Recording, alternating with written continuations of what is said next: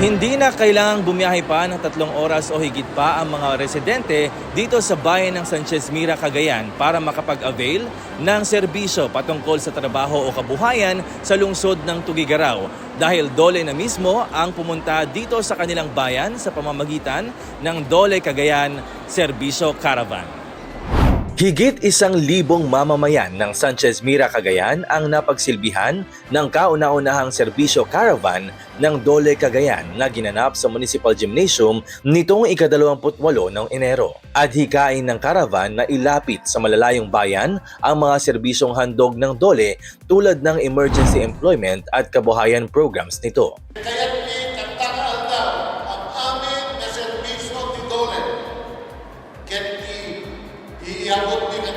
Nasa 427 na benepisyaryo ng Tupad Program ang tumanggap ng kanilang sahod na nagkakahalagang 4,800 pesos bawat isa o may kabuuang higit 2 milyong piso mula sa 10 araw nilang paglilinis o trabahong pangkomunidad. Naitulong na kanya, pang-allowance na kita anak ko, ag-survey iti balay, kanda gaya magasgasto sir, pang-kuryente, kasi sir. Thank you iti Dole. Si Sanchez Mira, tainted ng tulong kanyami. Aglalo kanyak sir, 5 anak ko. Pasaray kurang pa sir, iti masapulan mi iti ko. Apay makasangit kayo. Un sir, tadakal iti may tulong na kanyami. Dito yung kasta. Proyekto te gobyerno. Naging oportunidad din ang caravan sa profiling ng potential beneficiaries ng nasabing programa. 57 skilled workers naman ang nabigyan din ng pagkakataong makapag-umpisa ng negosyo sa pamamagitan ng Dole Integrated Livelihood Program. Nasa 2 asosasyon at higit 50 residente ang na-profile para maging benepisyaryo ng Kabuhayan Program. Isa si Marilyn Guntang, 55 anyos na tumanggap ng Nego Cart para sa pagbebenta niya ng gulay at merienda. Nasiraan niya ng nakaraang bagyo ang ginagamit niyang bisikleta kaya laking pasasalamat niya sa panibagong tulong na pinagkaloob sa kanya ng Dole. Kaday silaeng nga bagyo isuti na perdi da jabay ko kaya pagyamana kay ni Apo Dios ta inikan nagtapno mapagbasak manen da jay duha nga anak ko nga grade 11 king grade 6 kaya agyaman nagta uray no solo parent mag ikarigatak ta mapag-aral ko laeng dagiti anak ko. Kabilang din sa nabiyayaan ng isang person with disability na si Rafi Monhe, 34 na taong gulang at isang skilled worker na bihasa sa pagwe-welding at pagkukumpuni ng mga sasakyan.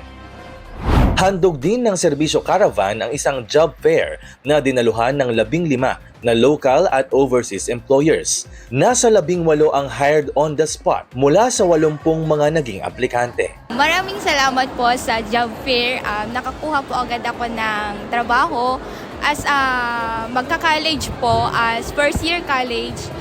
This opportunity kakatulong siya sa akin kasi habang hindi pa ako nag-aaral is nakakuha na agad ako.